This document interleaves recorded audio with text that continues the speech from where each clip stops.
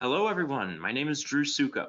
On behalf of VMUG, I'd like to welcome you to today's ControlUp webcast, Monitoring Horizon Just Got Better, presented by Trentent, sales engineer at ControlUp, and Tom Fenton, technical expert at ControlUp. Thank you for participating in today's webcast and for your continued support in the Global VMUG program. Before we begin, I have 3 quick housekeeping items to go over. First, today's webcast will be recorded and available for you on demand. You will receive an email with the on-demand link, so keep an eye out for that. Second, a Q&A session will follow today's presentation, and all questions will need to be entered in the question window near the bottom of the GoToWebinar screen. Third, there'll be a short online evaluation that pops up as you exit the webcast. Please take a minute and let us know what you thought of today's session and what you might like to see going forward. Melissa will talk more about it, but all live attendees who opt in at registration to share their information with the sponsor will be entered into a raffle to win a pair of Apple AirPods Pro. And ControlUp will contact you directly. So good luck. Keep an eye on that. All right, let's get started. Melissa, I'll turn it over to you now. Hi, everybody, and thank you for joining us today. We're excited to have you all here. I'm Melissa Case. I run content and social media here at ControlUp. And today you are in for a treat. We have Tom Fenton, who is a technical expert and super genius, kind of like Wile E. Coyote without the anvils. And so he's going to talk about Horizon first, and then we will have Trentent, who is a sales engineer, as they say, and a ControlUp ninja, so to speak. And then you guys will get some kind of super secret information about something new and exciting that we've got going on over here, and you'll be among the first to hear about it. And finally, like Drew said, just for being here and paying attention and all of that, then you will be entered into a drawing to win a pair of Apple iPods Pro. And we will draw the winner as soon as we're finished here today. And if you are that lucky person, then you will get an email from us so that we can get those to you. So again, thanks for joining us. And I will now hand it over to Tom. Take it away. Hey, thanks, Melissa. Thanks, Drew. Yeah, so this is ControlUp. We're going to do a session here on monitoring Horizon. Just got better. My name is Tom Fenton. I'll be joined by Trent a little bit later on. You there, Trent? I am. Thanks, Tom. All right, great. So ControlUp, what is it? Who are we? Pause the screen. Oh, I am unpaused. Hey, did it move, Trent? Yep, sorry, it moved. Okay. So ControlUp, who are we? What do we do? Basically, we're monitoring, troubleshooting, and more importantly, remediation solution. We're kind of focused on EUC, but we're really not limited to that. With ControlUp Horizon, customers can monitor their EUC environments in real time and then proactively track the experience of their end users. We have guided troubleshooting and built-in actions that can quickly remediate problems within an environment. We are ventured back. We've been around for about 10 years. We just got a round of VC funding today. We announced that today, so that's kind of exciting. But we do have a self-sustained business growth model, and we have 1,000 customers worldwide. We're in every continent except for the Antarctic, and I think we are working on something there, so that's kind of exciting as well. We do work with all the major players in the industry. Microsoft, we support desktop operating systems, server operating systems, whether they be virtual or physical. VMware, we fully support monitoring and remediation for ESXi, vSAN, and Horizon. VMware customers can buy us directly from VMware, or you can buy it from ControlUp, either one. In video, we do know GPUs are becoming more prevalent in the VDI environments. However, they are an expensive resource and they do need to be monitored and managed. So we do have some solutions around that. Citrix, we support monitoring, managing virtual apps, desktops, and servers, and we support Nutanix as well. So a little bit more about what we do. Like I said, we do real-time metrics. We refresh every 3 seconds, so it gives you, actually what's happening in your environment in real time.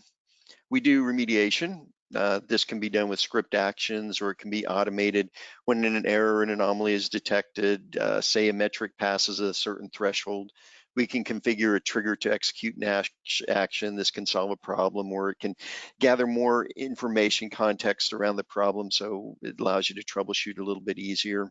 Or to do things like enhance performance. You're going to do a demo on enhancing performance using oh wait, maybe I'm going to do that one a little bit later on, show you how that works.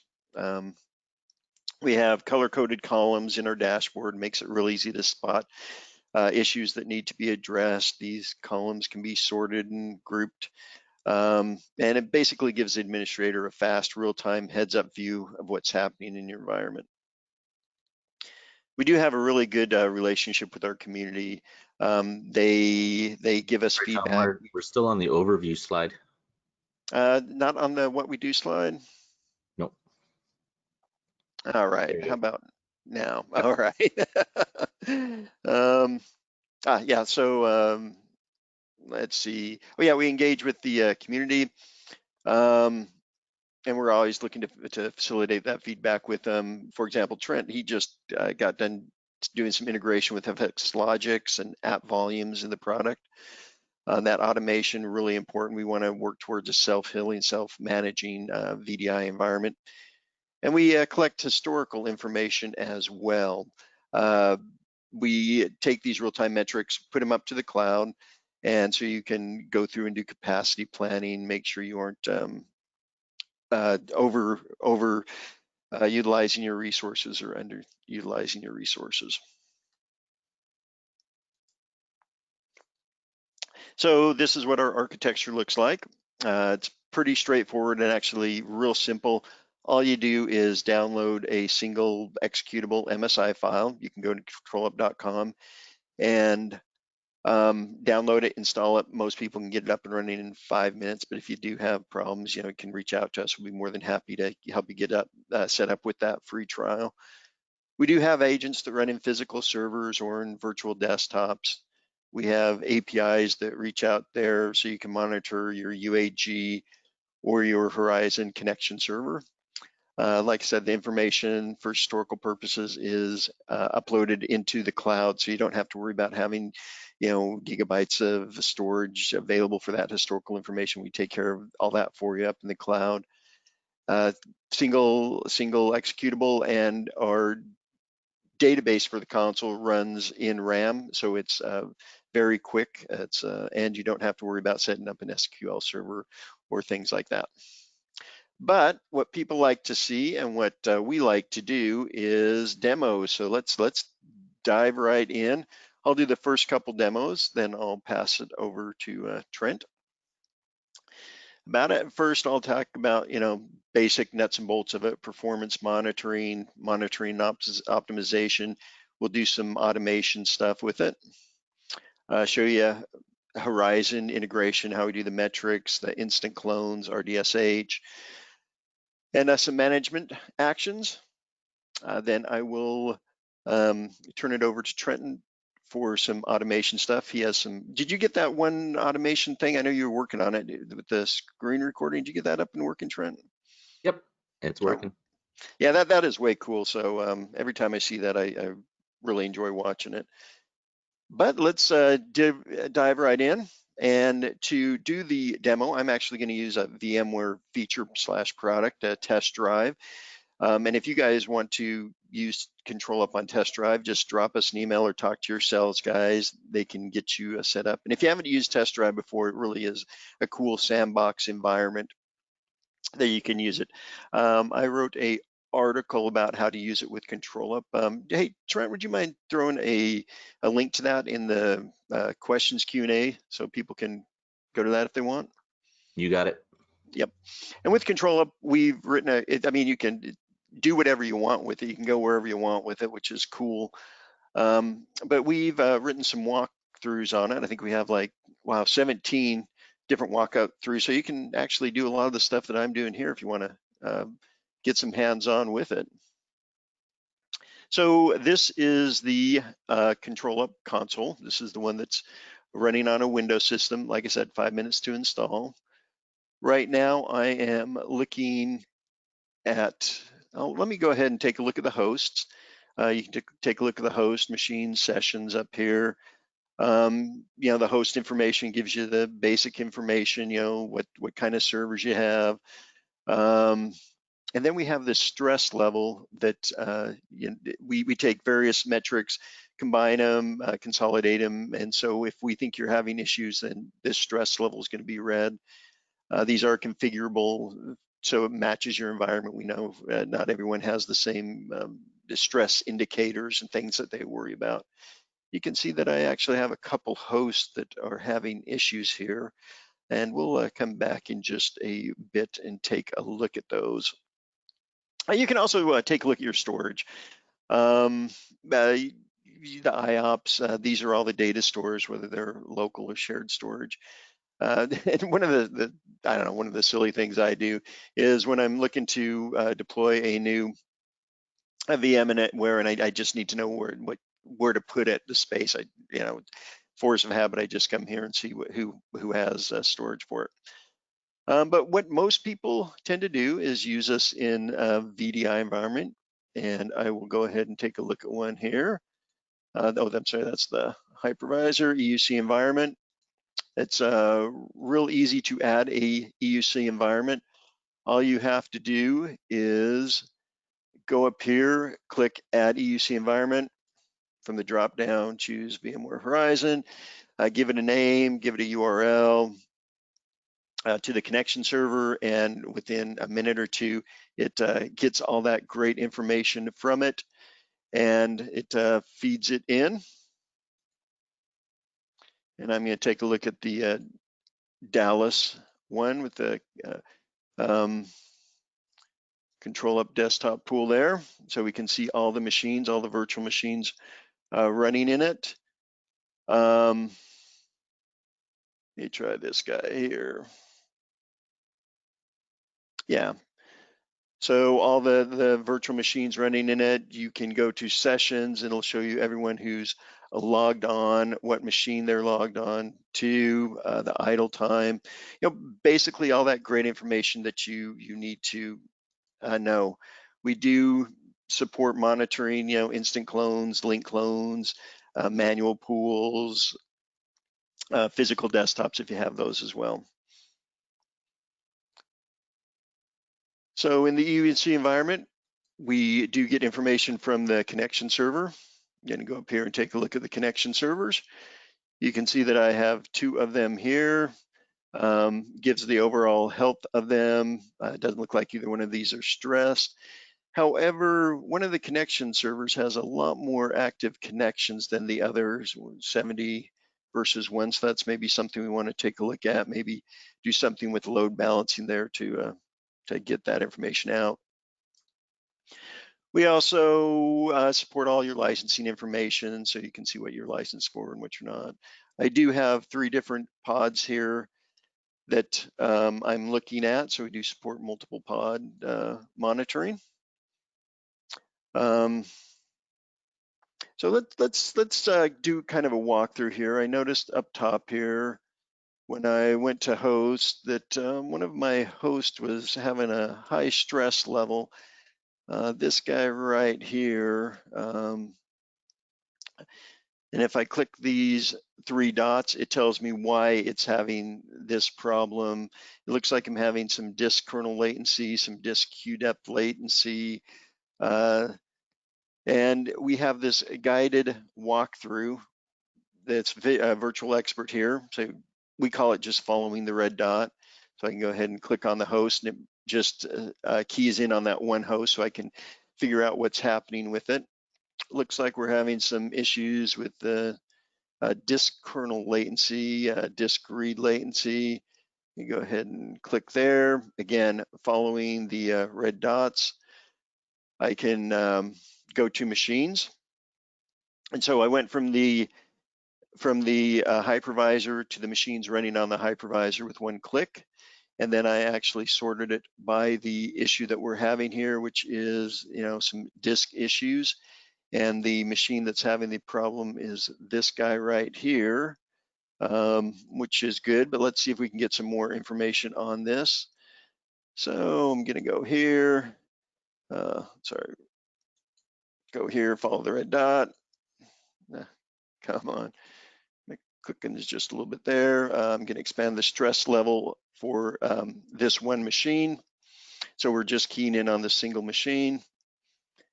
And then I am going to go ahead and take a look at the processes on this machine.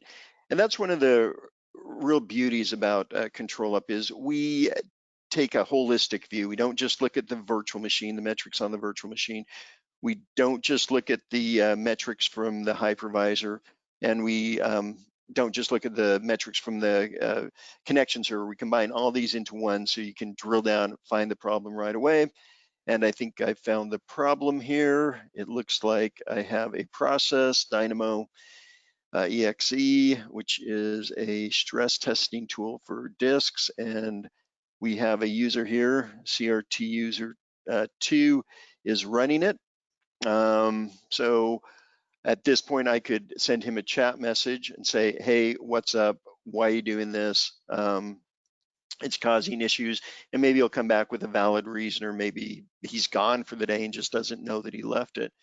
And if I want to take care of the problem myself, I can go here to the processes and end the process, kill the process, or maybe I just want to set the process priority a little bit different. So I can give him a below normal amount of CPU usage. And keep letting it run. So within, what, 2 minutes, half a dozen clicks, I was able to isolate the problem that the host was having and basically solve it. Another problem that we see a lot of times is that people complain about login times, slow login times. That's kind of the bane of VDI administrators. So let's see if I can find someone who's having that. Pretend like a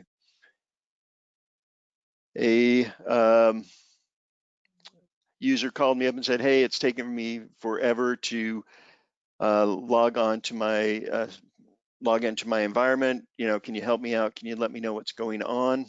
So go to his desktop pool, take a look at the sessions. Yeah, I can see this stress level indicator is critical or high. I know it's CT user, I think 2. And I see that the logon duration here is 178 seconds, which you know, could explain why he's complaining about this login time. So I'm going to go ahead and click this script here. This is a scripted action. These are actions that either we've written or the community has contributed to our community library. It's going out there and analyzing that virtual machine, trying to figure out why the login duration is taking so long. And we kind of take this one step better because we even look at things like app volumes to see if that's the issue. So here we have a nice readout of everything that's going on during the login, so you can find out what's happening. And in this case, it looks like group policy is taking 167 seconds to complete. If I go down a little bit further, I can see in that group policy is that the map drives are taking 165 seconds to complete. So I think I found the problem there. So again, just within a matter of minutes, we had a user call up, complain about slow login times. We were able to investigate it, and we were able to key in exactly what was happening with it. Another thing that we see people having issues with is network latency, problems with their network latency. So we'll say this this user also said, you know, my latency isn't you know, performing like I'd expect it to. couple things we can do. We did write a script to reduce session bandwidth consumption. If we have a bunch of people who are using too much bandwidth, then we can do that. And what this does is it just cuts down the frames per second for a user. And that can have a huge effect on bandwidth. Or maybe we think that they're having a problem with their blast session. So we can go ahead and analyze their blast connections, get all the information that we can about that. There we go. And because this is a sandbox environment, we don't really have someone logged on, but you can see that it goes ahead and it gets all the information about the blast session. So you can find information for it. Then I got another demo about self-healing and self-managed stuff. And so I'm going to go ahead and bring up my session. Oh, let's go sessions here, focus in on this guy. And here's Tom Fenton. This is my session here. Going to key in on it. And so I'm looking at all the processes here.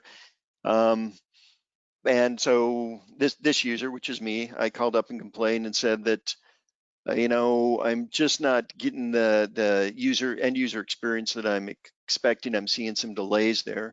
So what I want you to do is take a look at these two columns here, the priority and the user input delay for the Acrobat reader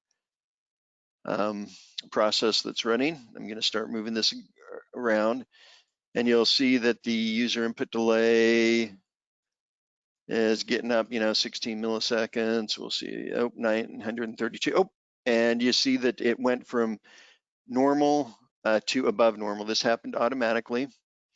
So what happened is I have a trigger set up.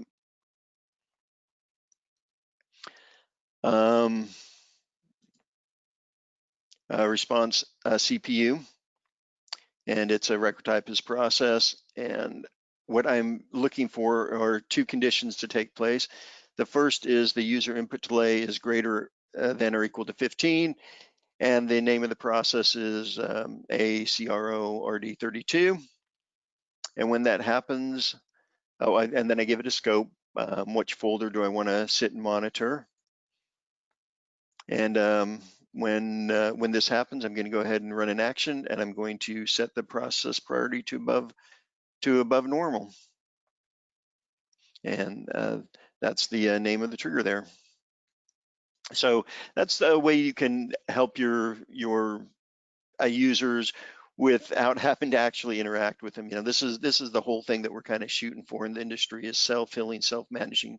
We just don't have enough people in IT to take care of all these issues by ourselves. So we do need to do this automation. Let's see, Trent, did I miss anything? You ready to take over now? Yeah, I am. So just one thing to clarify there was the user input delay, how it actually operates. It's a really fantastic trigger that Microsoft created that we pick up on, and a really fancy metric that we pick up on and add to the ControlUp console. So it actually measures the user input. So for instance, when you're moving the mouse and you go from one element to the next, as that button lights up and the previous one lights down, then it actually measures that transition, and it tells you how responsive the UI of the application was. So it's a really important metric when you get those questions, is it the network or is it the application that's slow? So user input delay will tell you that, because it'll tell you that the application is performing fine, or it'll tell you if it's the network, because you'll be able to tell that the application is responding fine. Okay, so just one second, I'll switch over. Thanks, Tom.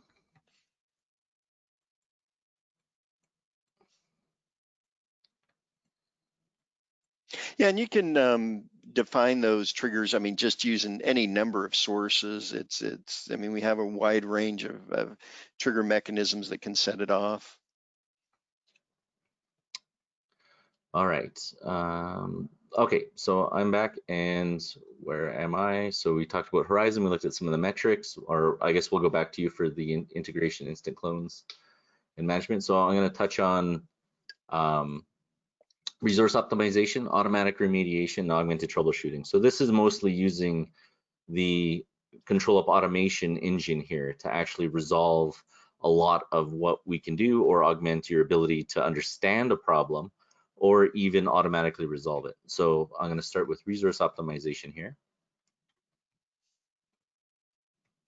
And so this is great. So what I'm at now is I'm looking at my Horizon farm, and I'm actually just going to RDP to this machine here.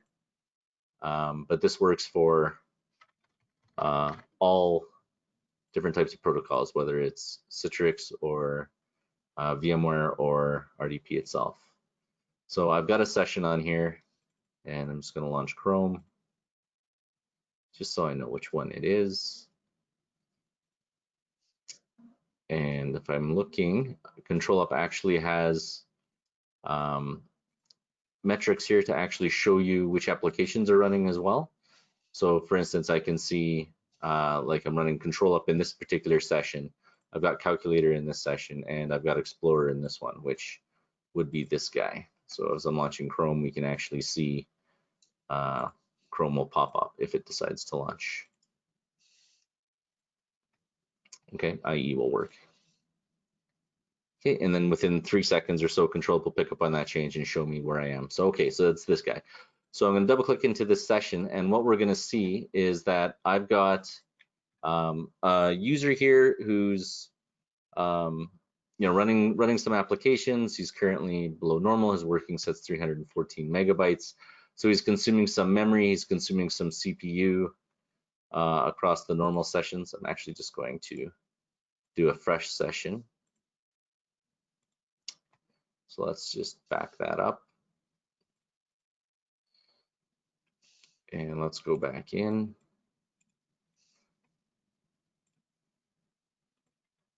All right, so I'm going to connect to this guy. And I'm going to log in. We're going to see that I've got now a fresh session on here. And so if you're running like Horizon with RDSH, you're going to have lots of users on a single machine. Each one of those users is using CPU and memory while they're doing whatever activity that they happen to be doing. So this is mine because I already RDP'd in. And when they're doing that activity, they're being productive. At least you assume that they're being productive. But when they go for lunch, or if they go home at the end of the day, and if they don't log off their machines, what happens? Well, they have a list of processes that are consuming CPU utilization. Like for instance, this one is normal. So every time that they have an application that wants to pull something, it goes in the task scheduler or the schedule for Windows, this process scheduler, something like that. And it gets assigned some level of CPU to do whatever task it's looking for. So this process, this user who's now idle, is consuming the same resources as everyone else. We can see, 530 megabytes of memory has been allocated to this guy. He's got processes that are in normal, so they get the rotation in there. And if they are idle or if they're disconnected, then they're consuming resources that other people don't get because there's only finite resources on your machine. So what we can do with ControlUp is we can actually automate this. We can look at the session state as it looks here, and we can see that it's currently active. And I'm going to disconnect this user. And what's going to happen is ControlUp's going to pick up that his state has turned to disconnected. And after 3 seconds, that's going to fire a trigger. So this is the resource optimization trigger. It's going to reduce the process priority of all processes that are deemed non-critical. So you can set exceptions in there if you need. So if they're running a long report after hours, then you can choose that to not be. And we're going to compress the memory. So boom, we just saw we went from 511 megabytes to 21. So that's 500 megabytes thereabouts freed up for other users on the machine to actually be able to do some productive work. And then at the same time, we've reduced the process priority. So we drop it to below normal, but you can go lower than that if you needed.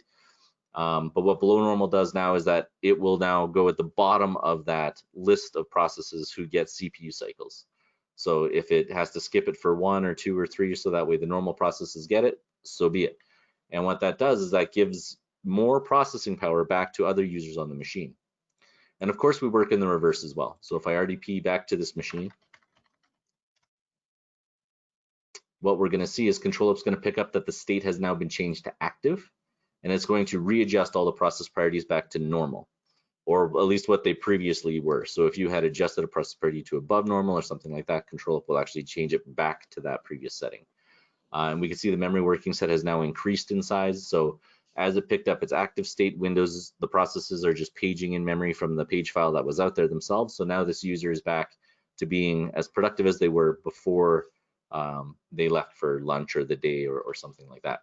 So how this works is we have these triggers, and we've got these triggers out in the community. So these are the ones that actually do this. So we're looking at, is a user active?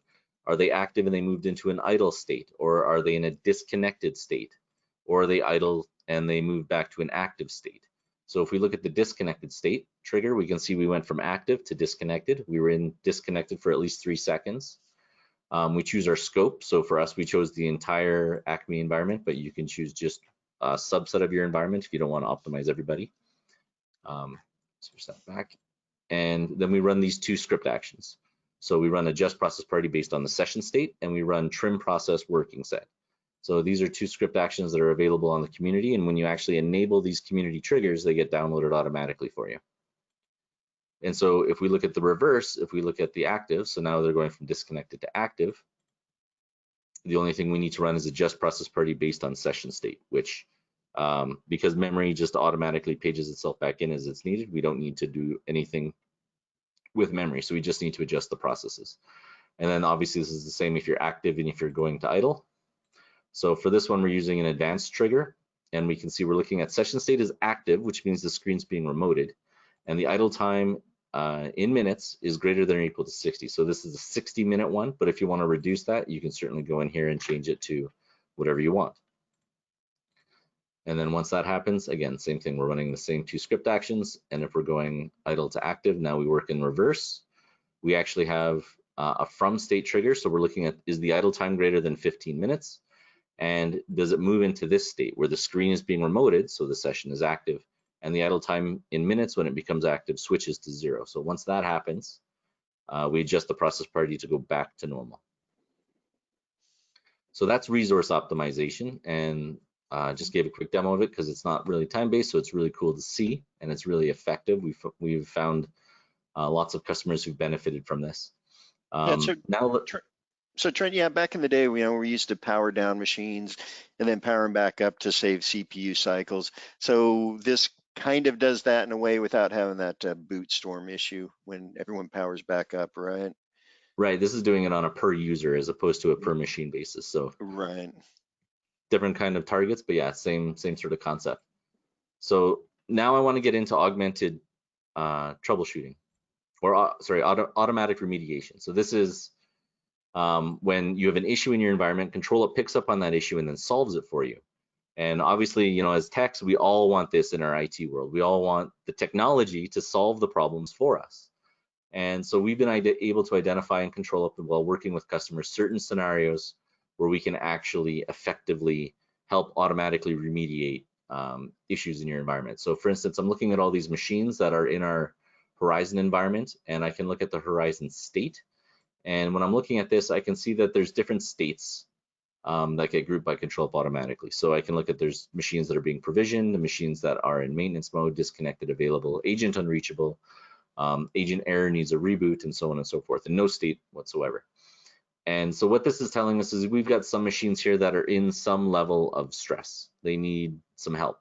And if you're the type that reboots, just like Tom kind of described, at the end of the day, so that way they're ready for users in the morning. Well, we all know reboots aren't necessarily 100% effective. Machines don't always come back up. They blue screen, they've been written by people, and people make mistakes sometimes.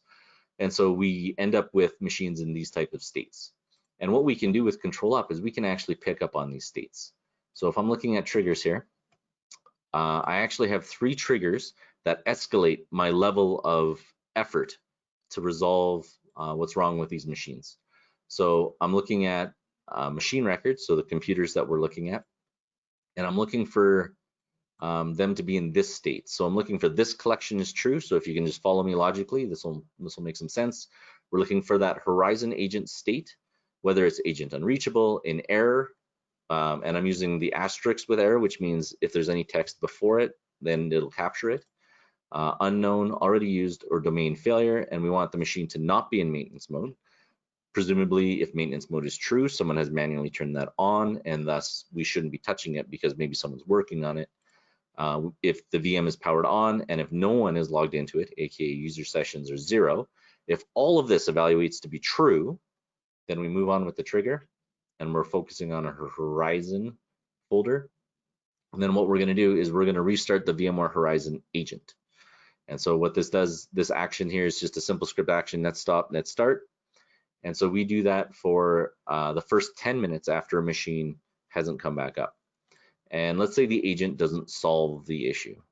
If the agent doesn't solve the issue, then after 15 minutes, ControlUp will pick up that it's still in that same state. And you can see down here, the minimum duration in new state is 15 minutes. So that's how we're setting that timer.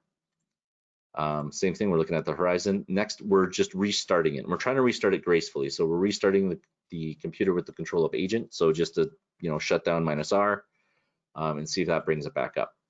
And if that fails, now after 20 minutes, we're going to run this additional action. So everything is the same. The trigger state's entirely the same, except we're adjusting the minimum duration to now be 20 minutes. And now what we're going to do is we're going to add a follow-up action. And this time we are going to recover the instant clone. So this is going to tell the connection server to actually recover that machine. So the connection server will then destroy it and recreate it. And so coincidentally, this script action actually is not available for automation, but in order to make it automated, ControlUp is guiding me to what I need to do. So it's saying in order to automate this, I must specify credentials that can connect into the connection server. So if I'm looking at this, all I need to do here is adjust this and change and set up like a service account or something and specify that I'm going to use this to connect in to my connection server in order for this script action to be able to be automated. And then once that's done, your machines that are booting at 5 a.m., you can now set an additional trigger or one thereafter to let you get an email if they're still in an unhealthy state. But for the most part, this is able to resolve like 99% of Horizon agent issues if you happen to have that during like a boot storm on the morning where the machines don't come up. So that's automatic remediation. And now I'm actually really excited to show this one. This is, we had a customer request on whether we are able to actually start session recording. So this is an augmented troubleshooting scenario. They had some users who reported that their applications were crashing. And of course, by the time you get that report, it's after the application crashed. So what they wanted to do is they wanted to enable Horizon session recording, but only in specific scenarios. And so we're going to do that right now. So what I'm going to do is I'm going to create a trigger. I'm going to target it for when a specific user logged on. And what we're going to look for is we're going to look for a specific user. So for this, I'm actually going to look for myself. So if the user is me, so this will run every time that I happen to log on to a machine, then we're going to run an action.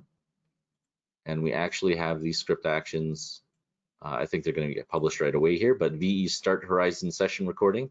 And so now once I do this, anytime I log on to a Horizon machine, it's going to start session recording for me. Now you might say Horizon session recording already has groups that you can add users in and it starts session recording automatically, and that's true.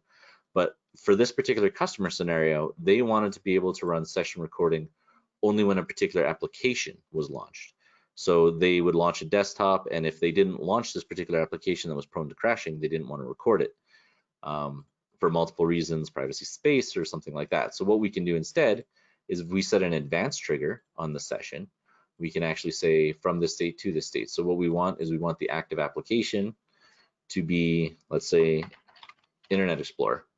So now if the active application is Internet Explorer, what's going to happen is that it's going to start session recording. So we do that and we specify our scope, and same thing. Now we select our action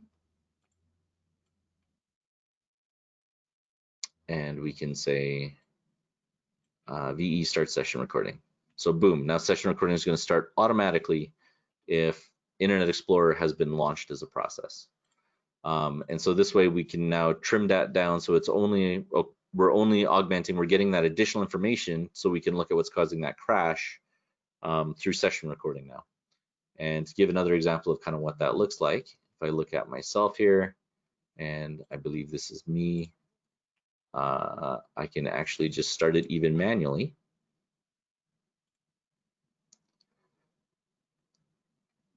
Oh, it's not this guy. He's already being recorded. Let's try this guy.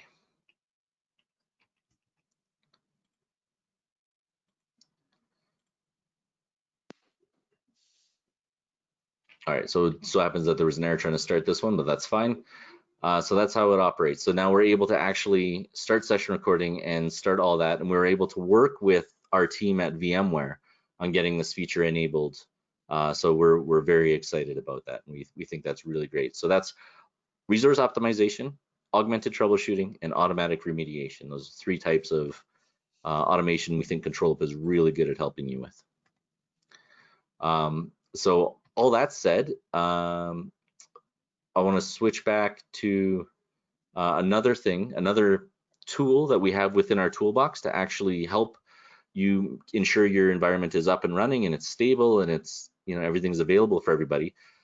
We have this product called ScoutBees, and it's been developed internally by ControlUp as a SaaS application. So it's really modern, really fast. It's got great visuals that allows you to see how your environment is actually operating, the health of your resources within your environment. And it does this by actually launching them and seeing if it's able to go through the entire process. So we can do this both externally with our cloud-based hives and internally with custom hives. So if you have an on-premises deployment, you can deploy a custom hive in your environment and actually have that monitor your resources. So let's see what that looks like. So I've got this one here, ControlUp on test drive, that was set up. So if I click on this, this is the resource that we're checking for. We can see that we have, you know, a ton of successes. So it's being monitored every 5 minutes, and this is what the results look like when you are monitoring a resource. And so if I click on the image here, it actually shows you the screenshot of what it saw when it launched or tested your resource. So for a desktop, it'll show Windows Desktop. For an application, it shows you the application. So we think that's pretty great. That gives you that confidence that the resource is actually up and running. So if I click on the actual line though, then I actually get the overview for what happened. So what happened during this test? We can see authentication, you know, took half a second, enumeration took 0.2 seconds. Horizon is obviously very good at that. Connecting to the session took a second, initialization about 4 seconds, and then the session ready was about 1 second later. So that's what a success looks like. So what does a failure look like? So I'm going to look at one of these failures, and we can see that it looks something like this. You get the 3 bars, and it shows you the failures for it. So let's see if I can focus on a particular one. So I'll look at the Horizon VDI 2019 pool that we use. So this is our internal one. That's why the Hive is HQ branch launcher. That means it's focusing on internal at ControlUp here. And we can see that it's showing you a picture of the desktop that it was able to connect to. So if I increase this to 30, and let's look at the last 24 hours, or maybe a little bit longer. So as well, you can obviously see we can choose the dates for the range of the test. So if you want to look at the last week, the last month, you can actually just click on that and hit apply, and then you can see all of those test results and how they operated. Okay, and so how do you get these? So if you click on Create Scout within ScoutBees, so once you sign up for ScoutBees and create a Scout, you can choose the Scout type. So the Cloud Hive is being tested in a remote location. So you can be either in, obviously in the EU in Frankfurt, in the US it's in North Virginia, and we also do Asia where it's being tested from Sydney, Australia. And so when our hives are there, you can just select a particular one. You choose the gateway you want. So we support all the major gateways from VMware. So we support the UAG, the Cloud UAG, and Workspace ONE. You choose one of those options, you fill out your information, and then your resource pops up. I don't have external access, so I'm going to choose our custom hive, and I'm going to choose our custom hive that's been deployed there.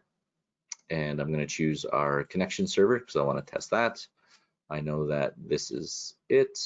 And let me enter my domain and my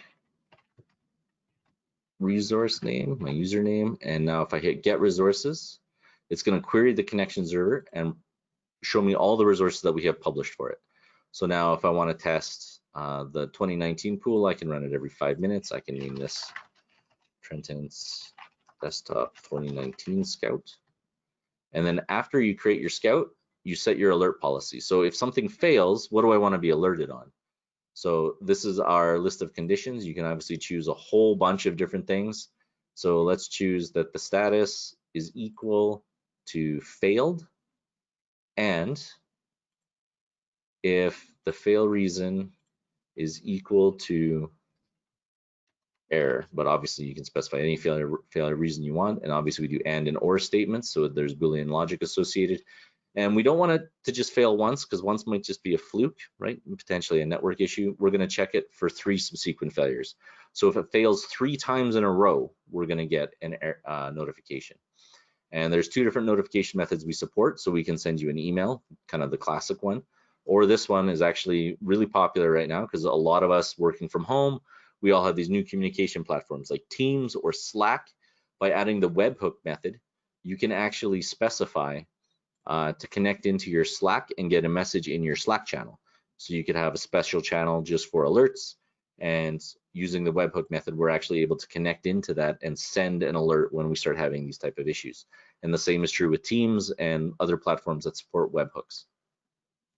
So we think that's really cool. We think that's actually, it's pretty amazing when you're in Slack and then all of a sudden you get a message telling you that something has happened, that something has failed. It feels almost more real time, right? As opposed to getting an email, which is something you kind of check periodically. Yep, so I'm gonna leave it. So that's ScoutBees, and it's able to monitor your Horizon environment and your Horizon resources to make sure that you've got that availability. So that way at 5 in the morning, if you're on call, you get that confidence that people are paying attention, or that you get that confidence that your resources are available for your users who need them. And with that, I'm going to pass it back to you, Tom. All right, thanks, Trent. Yeah, you know, I love that screen recording feature that we have, because, you know, in my early days, I was on caller duty, pager duty, and to have something like that collect the information so you don't get beeped out at 3 a.m., I think that's just huge. And the same with the ScoutBees, and you were kind of bearing the lead a little bit on that ScoutBees, because I think you were monitoring Azure and you detected that it went down, didn't you? Yeah, that's right. So for everyone who's on the call, back in September, there was a major outage in Azure where you couldn't authenticate through Active Directory. We were actually able to detect that with ScoutBees. So with ScoutBees, when it was trying to launch these resources, it found an authentication error. And we actually have a blog post about that where it describes it. And so we were actually able to detect the error before Microsoft made its announcement that it had an issue. So that was pretty cool. Yeah, that was really neat. You know, I got a couple messages here in the questions. One was about RDSH. I didn't show that. So right here we have the RDSH in my EUC environment. I'm showing all the applications here.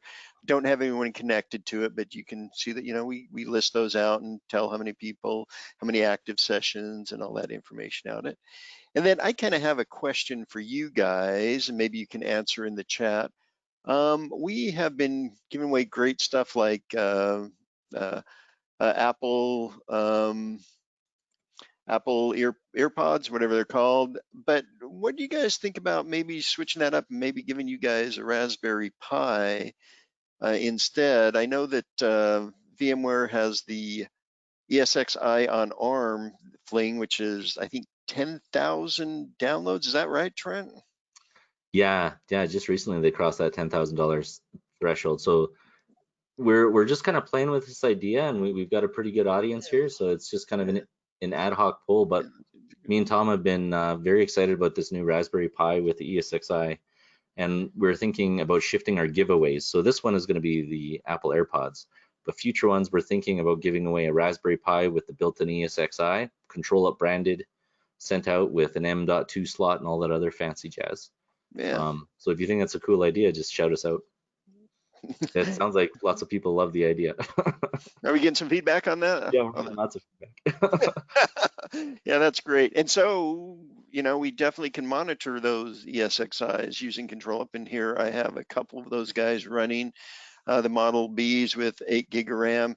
You can see that the data store, right? I don't know if you guys just noticed that. Went through the roof here. The one with the USB drive that I'm using for storage, it just gets clobbered when anything writes to it. But you can also use a SATA SSD drive with it. So that's kind of cool. I'm glad to hear that there's some interest in that. So maybe check in with us early next week, and maybe we can get right on that and figure out how to get some of those into you guys' hands. I'd love to do that. I think they're just really neat, fun things to work with. And we kind of hinted that we do have a web application called Solve so you can access this information from anywhere. You don't have to have it running on a Windows server. This runs in the web. It runs in the web on the cloud. So no matter where you're at, you can go ahead and get this information. We have the same kind of tree. Sorry, Tom, are you sharing your screen? Oh, let's see. I'm sorry. Let me stop sharing.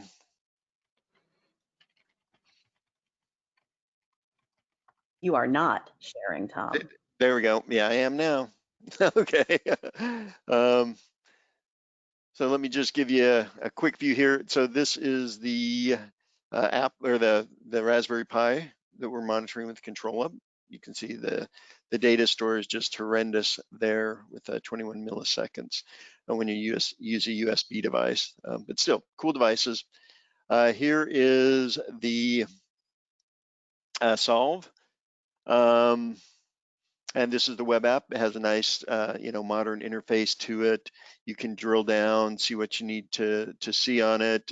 EUC environments are there. Go ahead and drive down. You can take a look at your desktop pools. I think I'm kind of pushing my bandwidth here at home, so it's taking just a second to load up. But pretty much all the information that you get from call it the native console, the client there that you can get from here. And I think I've just maxed out my, there we go, my network here. So having a few issues, UC environment. Yeah, there we go. Get the information from the farm, the desktop pools. And this is in beta right now. There's my applications. Let's see, what else should I show them on this, Trent? Yeah, so this is our new Solve. This is our web-based platform that Tom was talking about, and we're really excited to show this. So what's really cool is that this is giving you that monitor from anywhere type of performance. So you can be logged in and almost anywhere in the world to actually see Solve. You don't need to be on premises like you kind of do today with the ControlUp monitor, the ControlUp console actually having direct connections. So this is being fed data from your monitors. We're able to feed over millions of data sources. So for instance, the processes can be millions of objects, and that can be displayed there because now that Solve is here, it's actually displaying objects in discrete chunks as opposed to the giant table that the on-premises monitor does. Yeah, you're looking at the ability to actually monitor and choose specific dashboards. So Tom has chosen the user experience dashboard, which shows us some user experience metrics. You can look at the resources, which shows you the resources in your environment, both sessions and physical devices and virtual machines. So we think that's pretty cool. And each one of these widgets, so each one of these circles is actually clickable. They're all elements that you can click on. So go ahead and click on something there, Tom. Okay. All right, so now we're looking at your EUC environment. We're looking at the session stress level. We can see the states they're all disconnected and something, so on and so forth. If you're consuming data, you can actually see the graphs will be updating in real time. So that way you can actually see, how your environment is performing. As he's hovered over here, you can actually see Agent, Horizon, and VM. So this is the different data sources that ControlUp is getting and aggregating for this one display. So in that particular one, you can see that we're getting it from the hypervisor, which is the VM, the Horizon connection server, and the agent, so the ControlUp agent. So you can kind of understand the complexity that ControlUp is going through here, where it's pulling all these different data sources, it's aggregating it and displaying that information for you. And we think that's really cool and really impressive on how it's able to aggregate all this information in real time and show you one line, this one object has all of these different properties. So go ahead and click on that, Tom. So this is drilling down into that view. With Solve itself, you have to sign up for the beta. So if you're an existing customer of ControlUp now, you just reach out to your customer success manager, your CSM, or your account executive, and just ask them to be a part of the Solve beta. And there's a little bit of steps that we go through in order to connect you in so that you can start seeing this. One is you need to be on the 8.2 beta as well. So something else to consider and plan for. But yeah, it gives you all the same drill downs. You can obviously see we got the top topology bar that you can actually click on in order to navigate and drill and explore your environment. Almost everything within this view in Solve is clickable. So it's very fun to just click and explore. It's very responsive. And we think it's going to be a great step forward for where ControlUp is and where it's going. Yeah, I mean, being able to access your information where you're on the beach or up in the mountains, you know, someone calls in and has an issue, just fantastic that you'll be able to kind of get a better idea of what's happening with it. And like Trent said, being able to collect multiple data sources. So you have this aggregate view. You don't have to hop onto vSphere to look at things or hop onto the VM itself to get those metrics, or hop onto the connection server to get those metrics. And I did see a question about VROPs. Is this what's with VROPs? And VMware did announce when they announced that we were their partners, they did announce that VROPs for Horizon is going away. So you're gonna need something to look at it, and I think this is a pretty slick solution. And with that, let's see, are there any questions you want to answer? We got a lot of questions. We put a lot of answers in there. I'm trying to answer them, but maybe I'll just do it verbally. So can you monitor latency and mouse movement in Autocad over VDI using Horizon? So I'm not familiar enough with Autocad to know if it uses the standard Windows elements. So the user input delay works over over the Windows user interface elements themselves. So if it's a button, if it's a menu, it will work. If it's a 3D application that completely has custom UI elements that are built on the 3D platform, then it won't, because the window that the 3D space exists in acts as one element. So the user input delay needs to measure changes to that element. So that's how that works. So for Autocad, I think it uses a lot of native Windows elements, so it should be fine, but I'm not 100% on that. Can I get a Raspberry Pi? Can I get a Raspberry Pi? Can I get a Raspberry Pi? So yeah, we'll definitely have to make a movement on that one, right? Can I easily see a real-time view of the VDI desktop without interrupting the user? So absolutely. So ControlUp, we actually have a couple different mechanisms for doing so. One built into the agent is called Get Session Screenshot, and actually I'm just going to steal the screen from you, Tom. All right. And so how that operates is, if you're looking at are you seeing my screen? Just making sure. I am. Okay, so you can actually do that through here, Get Session Screenshot, and you can see we've got 3 different methods of doing so without notifying the user with user notification and user approval. So you can see these all of these options can be individually grayed out depending on your security requirements. So when Tom was in test drive and he was actually using it, you could see a lot of the ControlUp console was locked down. So if you have help desk roles and stuff like that, you can actually lock down each of these individual menu items, depending on your user group or your security requirements. But yes, so we can do a session screenshot here, and it'll actually connect to that session, tell the agent, hey, I want a screenshot, and it'll actually pull that for me.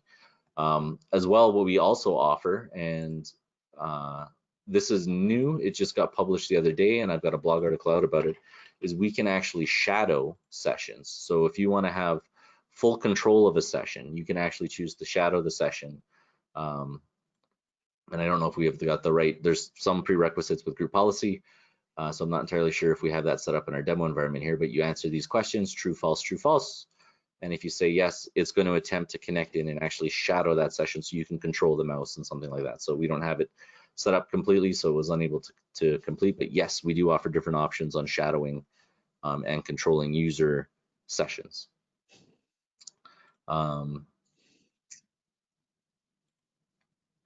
So there are a lot of other questions here. Is the on-prem version feature comparable with the cloud version? So ControlUp offers two versions, a cloud version and an on-premises version. We highly recommend you go with the cloud version. And the reason why is that by having the backplane in the cloud, ControlUp is actually able to develop faster. So the amount of testing that goes on in the cloud version is a lot more than the on-premises version, but the on-premises version takes longer, not because there isn't enough testing or there's enough resources. It's just the nature of the different types of products you have. When you're testing in the cloud, we are actually able to test across a wide swath of that current user environment space that we have, where if it's on-premise, we don't know the results of that until you come back and tell us if there's an issue or not. So we highly recommend you stick with the cloud-based product, but we do offer both. But there's big advantages in going with the cloud one, and one of them is updates. So we also update the cloud-based version a lot faster. I think it's usually 2 or 3 quarters ahead. So we'll be releasing 8.2 right away, and I think the 8.1 for on-premises just got finished like last month or month and a half ago or so, to give you an idea of what that leg kind of looks like.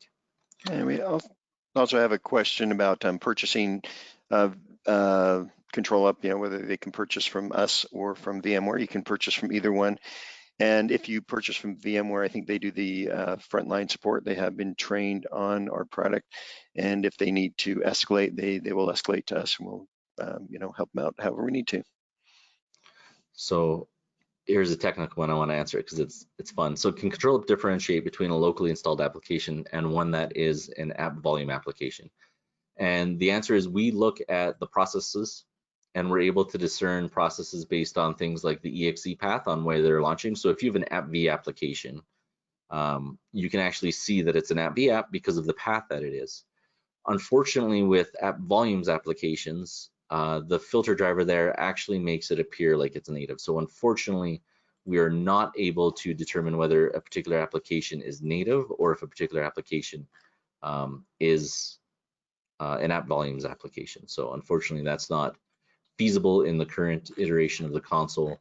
But certainly there are things we can do to help you identify that, whether that's creating a custom script action that you can run against processes, and you can actually query that machine itself to find out whether that's true or not.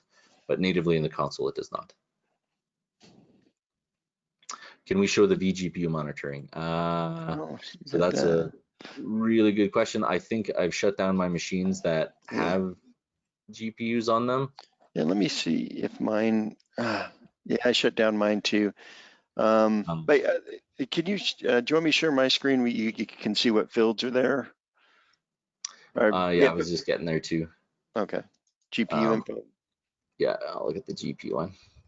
So for GPU metrics, yeah, there it is, detailed NVIDIA GPU. So yeah, unfortunately, like I said, my machines are powered off, but you can see this is what we're offering.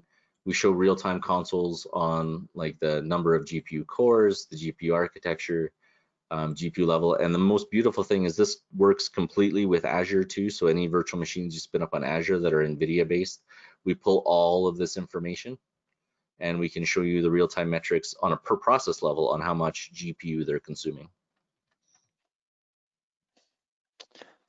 I think we're just about out of time here. Yeah, we went a little bit over. I want to just try to get this last one. So what about reporting? Can you generate metrics for senior staff showing trends and our information data concerning environmental health? And the answer is yes. We do have a part of this product called ControlUp Insights. So right here, so if I click on it, it's going to try to authenticate me in, although it doesn't work with IE. Let me try over here. And yeah, unfortunately, let me see if I can log in real quick. This is our historical monitoring product. And so this, all the data that's in ControlUp gets zipped up and sent up to the cloud, where it's then aggregated. And we're actually able to look at the historical monitoring piece.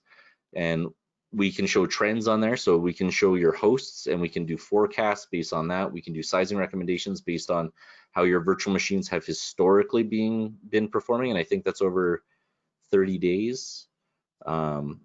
So once that's done, you're actually able to see, do you have too much CPU assigned? Do you have not enough memory assigned?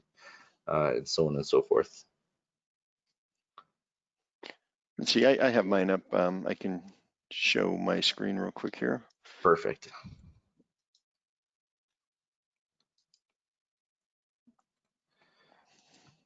Is your cloud deployment only in the commercial cloud, or do you have any deployments in AWS GovCloud or Azure Gov? So great question. When it comes to our back end, I do not believe we have cloud deployments in any Gov clouds, but we do offer the on-premises product. We do have government customers, so that is something that we're able to work with. Does ControlUp Insights incur any extra cost? No, so it's included with the ControlUp product. There's different licensing tiers for it, and that just determines how long we keep the historical data. So I think the lowest tier is like 1 week or 1 month or something like that, and then it's 3 months and 1 year. And so I am showing the insights just for various components here, and gives you the top insights, so you can do trending, figure out if you're overutilizing resources, if you're going to start, if it looks like you're going to start running out of hosts, so you can go ahead and provision some more hosts, start that process, or maybe you can get rid of some hosts if you aren't fully utilizing them. And this is called Insights. Yep. So since VROps is going the way, what's the deal with partnership with VMware? Do we purchase the VMware SKUs? Who handles that?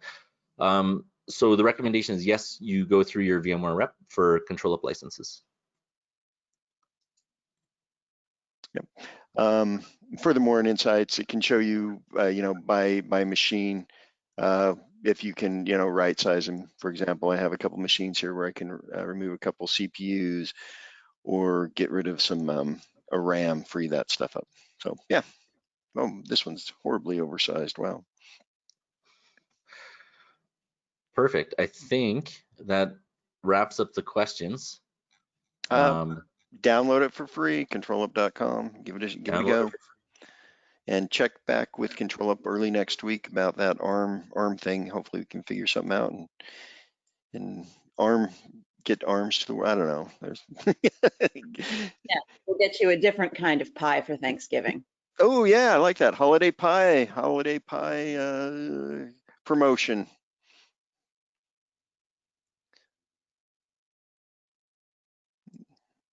All right, great. Well, if that's it, then are we all good? I think so.